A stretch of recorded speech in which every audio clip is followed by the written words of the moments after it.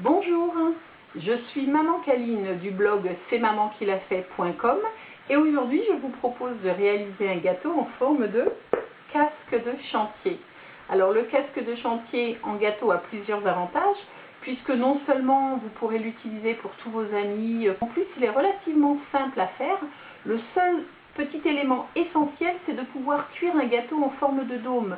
Alors si vous n'avez pas un moule en forme de dôme comme moi j'ai ici, moi j'ai le moule ball pan de Wilton, vous pouvez tout simplement utiliser, si vous ne voulez pas investir dans un nouveau moule, un saladier en pyrex. Vous savez, les petits saladiers ronds assez épais en verre. Vous cuisez votre gâteau dedans et ensuite vous allez retailler avec une lame à petites dents fines, une fois que votre gâteau est bien refroidi, pour arrondir la forme. Alors je vais vous montrer comment assembler votre gâteau, comment le tailler et comment le recouvrir. Si vous avez la chance d'avoir quelqu'un qui a un casque tout rond, c'est super, mais si comme pour moi c'est quelqu'un qui a un casque un peu plus complexe, et bien quand même on va essayer de faire pareil. Alors pour les gens qui ont le même type de casque à recopier, j'ai fait un petit patron de la pièce qu'il va falloir ajouter sous la couche de pâte à sucre. Mais alors ce petit patron, il faudra aller sur le blog pour le télécharger. Le blog c'est c'estmamanquilafait.com et vous irez dans la section gâteau 3D où vous trouverez le patron avec l'article gâteau 3D casque de chantier. Voilà, vous êtes prêts? C'est parti, on y va! Mon but aujourd'hui est d'essayer de réaliser un gâteau en forme de casque de chantier. On va se servir pour cela de deux moules, un moule rond de 20 cm de diamètre et un moule ball de Wilton. Alors pour le moule ball, j'ai rempli aux 3/4. Ça a gonflé, ça a dépassé juste un peu, j'aurais juste à égaliser. Et pour le moule rond, j'ai juste rempli environ 1 cm de pâte à gâteau parce que je n'ai pas besoin d'un gâteau très haut. C'est ce qui va servir de base et de visière au casque. Voici le gâteau rond que je vais égaliser avec ma lyre à gâteau et que je vais ensuite retourner pour avoir une surface bien plate. Et mon gâteau balle, ou ball, que je vais égaliser aussi pour qu'il soit bien plat et qui va servir de dôme. Ça donnera grosso modo ceci. Je vais égaliser mes gâteaux et nous allons procéder. Voilà, j'ai égalisé mes deux gâteaux et maintenant je vais tailler. Alors je vais mettre ma balle, ma demi-balle sur mon gâteau et je vais bien suivre l'arrondi d'un des coins du gâteau, vous voyez? Et ça, ce sera l'arrière de mon casque. Voilà. Et on va procéder. Alors, je vais le tourner vers moi. Voilà. Je vais suivre la courbe du casque là. Vous voyez? Et là, je vais faire la visière. Alors, la visière a tendance à partir droite. C'est pas vraiment une visière arrondie comme une visière de casquette. Donc je vais laisser cette forme. On peut aussi, si on veut vraiment ajouter au détail, faire un tout petit rebord, puisqu'il y en a un sur le casque. Alors couper grand, il vaut mieux commencer grand et ensuite corriger plutôt que de trop tailler dans votre gâteau.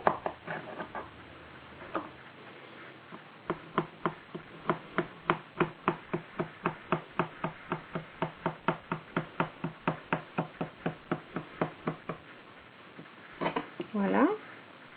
Alors comme a fait exprès, le côté qui me plaît le plus, c'est celui que vous n'avez pas pu me voir tailler, c'est celui-là. Donc je vais reproduire le même détail de ce côté-là. Je vais bien suivre au ras sur l'arrière pour bien avoir cette forme de balle. Et en partant de l'arrière, là, je vais laisser un petit rebord parce que moi je veux faire le rebord de mon casque. Là, ça me plaît bien. Et moi, ma visière, je vais la laisser comme ça. Vous voyez, ici, elle est droite.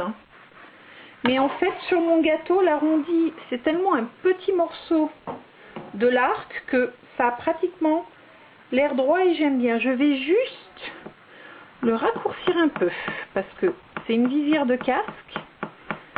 pas une visière de casquette. Voilà. Donc je raccourcis un peu ça. Et je laisse mes angles pas trop arrondis puisqu'ils sont comme ça sur le casque et je veux reproduire aussi fidèlement que possible le casque que j'ai. Voilà, je vais préparer mon glaçage et on va passer à l'étape du glaçage du gâteau. A tout de suite. Une petite astuce, si vous trouvez que vous avez coupé trop petit, vous voyez, vous reposez vos chutes de gâteau. Et c'est ce que j'ai fait moi parce que j'ai trouvé qu'ensuite ma visière était trop étroite par rapport au modèle. Donc j'ai reposé mes chutes, j'ai recoupé un petit morceau en plus, comme ça, vous voyez. Et comme ça ma visière sera un peu plus large et un peu plus fidèle à l'original. Ça tiendra avec le glaçage de toute manière. Hein. Allez, on se retrouve pour ce fameux glaçage. Voilà le gâteau. Donc je l'ai glacé avec du Brownie Fudge Icing de Wilton, c'est ce produit ici. Et je l'ai laissé croûter toute la nuit. Alors l'avantage de ce produit, c'est que c'est pas nécessaire de le réfrigérer tout le temps. Donc ce que j'ai fait, j'ai enduit le dessous de mon gâteau dôme, j'ai posé et ensuite j'ai tout recouvert et lissé, en reprenant bien les détails des bords. Et en le laissant toute la nuit à l'air libre comme ça a légèrement croûté, vous voyez, c'est sec. Et je vais pouvoir travailler facilement mon gâteau. Alors je vais simplement poser...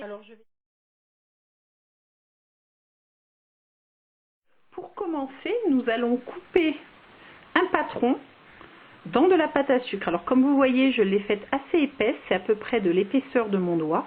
Et ceci, c'est parce que c'est ce qui va donner du volume une fois qu'on aura recouvert cette pièce que nous avons découpée avec une seconde couche de pâte à sucre.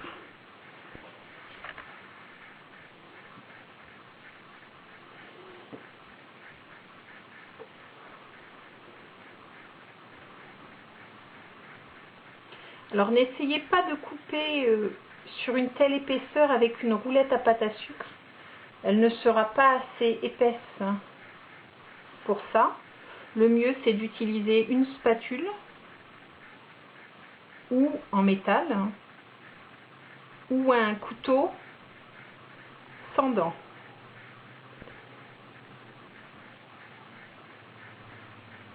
Voilà.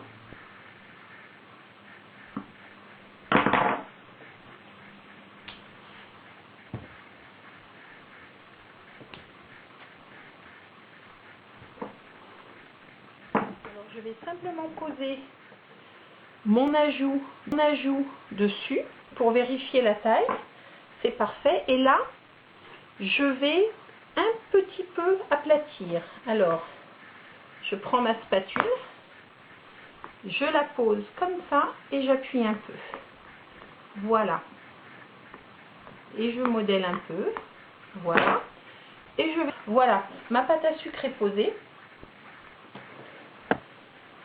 Sur l'arrière, je vais un petit peu en enlever, comme ça, avec la spatule, pour que ce soit plus fin. Un petit peu sur l'arrondi, voilà. Et là, avec les doigts, ou avec la spatule même, je vais aplatir un peu les angles, pour que ce soit un peu plus arrondi. Ce sera plus facile quand je mettrai mon autre pâte à sucre. Elle ne cassera pas sur une arête dure. Alors, ce qui est bien, c'est que comme on a mis le Brownie Fudge Icing, le glaçage au chocolat dessus, c'est un petit peu mou en dessous, ça s'aplatit autour et vous voyez, le glaçage qui est remonté un petit peu sur les côtés, là, ça va me permettre de fondre un peu ce rebord dans la forme du casque. Voilà, c'est parfait. Et maintenant, ce qu'on va faire, c'est qu'on va recouvrir notre casque avec une grande feuille de pâte à sucre. On passe au recouvrement. Alors, on va prendre notre pâte à sucre et on va la poser sur notre gâteau. Donc, je vais enlever mon tapis avec ma pâte à sucre étalée. Je vais poser mon gâteau devant. Je prends ma pâte à sucre et je la pose sur mon gâteau. Alors là, vous voyez, je l'ai posée sur mon bras. Vous pouvez la poser sur votre rouleau aussi. Alors j'ai beaucoup de pâte à sucre, j'ai vraiment été très généreuse pour être sûre de pouvoir recouvrir mon casque. Ensuite, on va d'abord lisser le détail. Alors pensez à soulever votre pâte à sucre à ce stade-là pour ne pas la déchirer quand vous êtes en train de suivre les détails.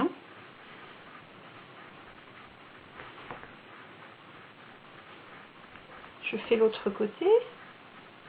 Voilà. Ensuite, je vais venir... Alors, pour couvrir un cercle, c'est assez facile, hein. Comme la pâte à sucre est assez malléable, vous voyez, il suffit de bien... Enfin, un dôme, je veux dire, il suffit de bien suivre, hein, la forme. Là, j'ai mon petit rebord que je veux faire apparaître. Donc, je lisse ça en place. Voilà. Et j'arrive au bas de mon gâteau. Voilà, là, la visière. Pareil. Alors, quand vous avez un coin à faire, on fait toujours le coin d'abord et on lisse les côtés après. Jamais on ne coupe. Même sur un coin droit comme celui-là, il suffit de lisser, vous voyez, en place. Si vraiment vous devez couper, essayez ensuite de cacher cette coupure avec une petite décoration. Je vais vous montrer l'arrière maintenant. Voilà, donc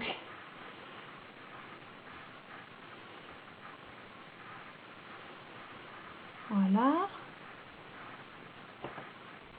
On soulève si nécessaire. Et là, je vais vous remontrer pour le dôme. Alors, vous voyez, on déplie un peu la pâte à sucre si elle a gondolé en étant posée et on lisse vers le bas.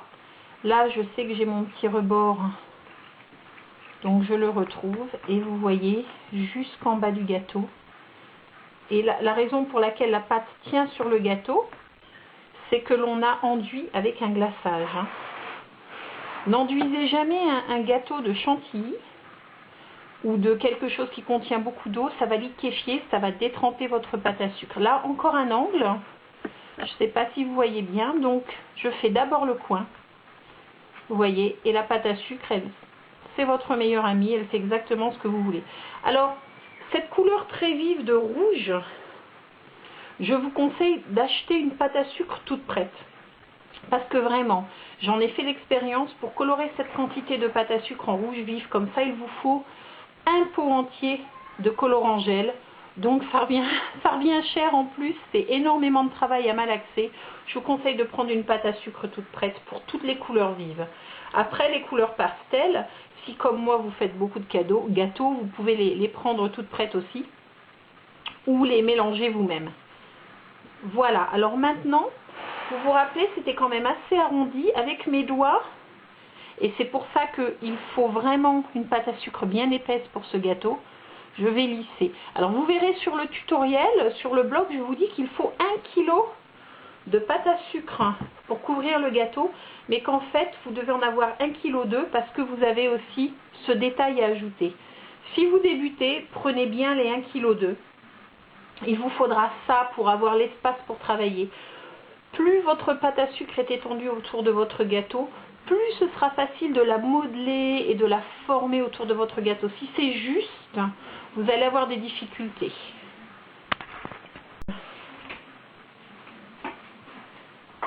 Maintenant, nous allons découper le tour. Alors, ne jamais découper à ras, parce que ça va être trop court. Ce que vous allez faire, c'est découper un tout petit peu plus que nécessaire, et ensuite, avec votre spatule, vous pousserez ceci sous le gâteau.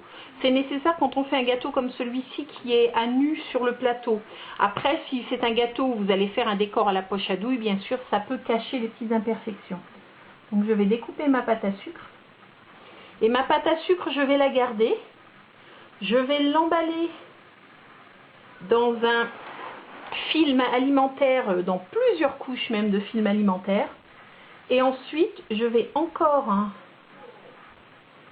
l'emballer dans un sac de congélation. Alors là, vous voyez, je découpe très large. Et ensuite, quand j'aurai dégagé ma pâte à sucre, je peux refaire la découpe un peu plus petite.